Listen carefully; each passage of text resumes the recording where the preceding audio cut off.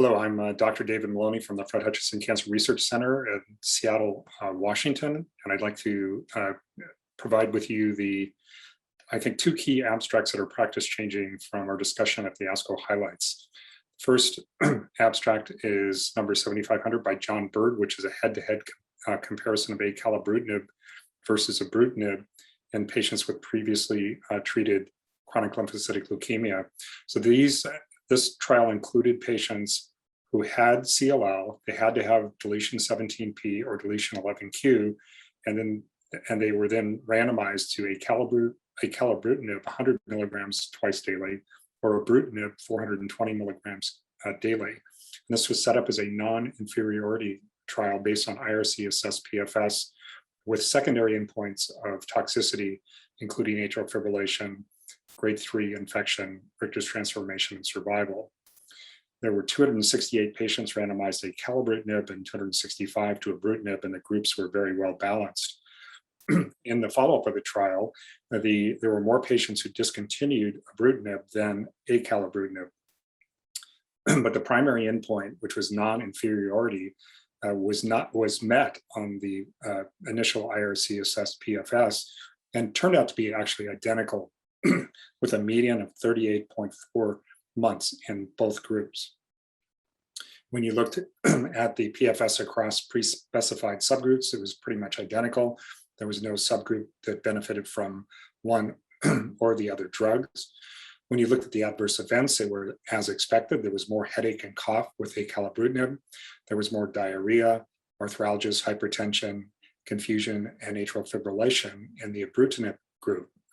So the conclusions from this were that acalabrutinib was non-inferior to ibrutinib on the primary endpoint of independent review committee assessed progression-free survival with a hazard ratio of 1. But acalabrutinib had lower frequencies of common adverse events, including grade 3 AEs, SAEs, and treatment discontinuations. So the conclusion was that the acalabrutinib was better tolerated and had similar efficacy to ibrutinib in patients with previously treated CLL. And this has resulted in change in my practice to using acalabrutinib in this setting.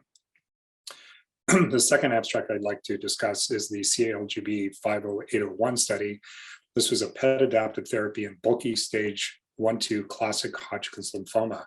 Now, as way of background, for patients with non-bulky stage 1-2 disease, there was an alliance study 50604, which treated patients with 2 cycles of ABVD, and then had a PET scan. If that PET scan was negative, then those patients continued with 2 more cycles of ABVD and did not receive radiation therapy.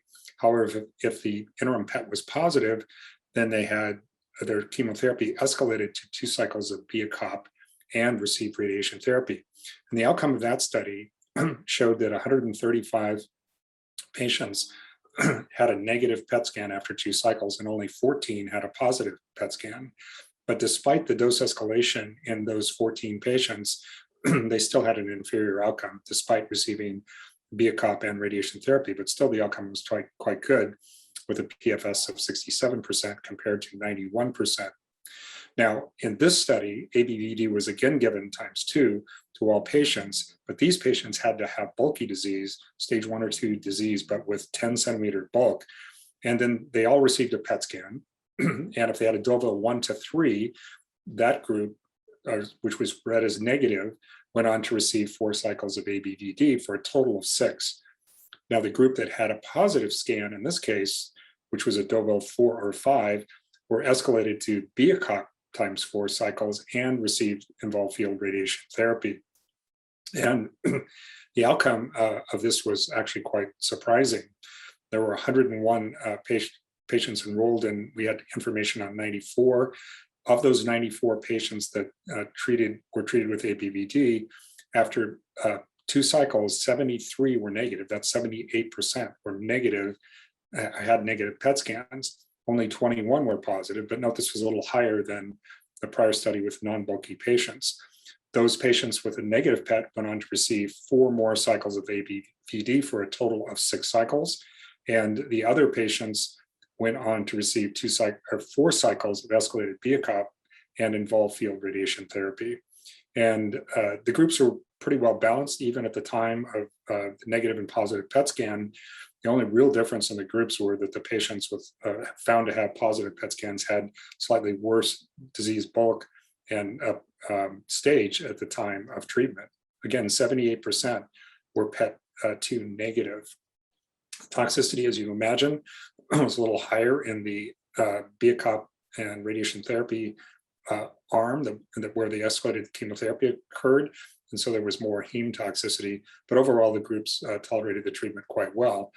Surprisingly, the outcome was identical, with progression-free survival of 90 and 93%, with the curves actually kind of crossing back and forth at that time. So with a median follow-up of around 58 months, the curves are really identical around that 90% outcome. And survival, as you'd expect, is identical. So this was the first prospective study limited to bulky stage patients. This PET-adapted approach was associated with excellent progression-free survival in all patients, and 78% of patients did not require radiation therapy or exposure to escalated BIACOP. And somewhat unexpectedly, as I mentioned, the PET2 positive patients with bulky disease appeared to have actually improved outcome compared to the prior study with stage 1-2 patients with non-bulky disease. But the caveats here, this is a small patient number. Only 21 patients had a positive PET2 in this study, and only 14 in the prior study. And I'll remind you, the other difference was these patients received 4 cycles rather than 2 cycles of escalated BIACOP. And I think these both of these abstracts are practice changing in how we treat patients with CLL and with Hodgkin lymphoma. Thank you very much.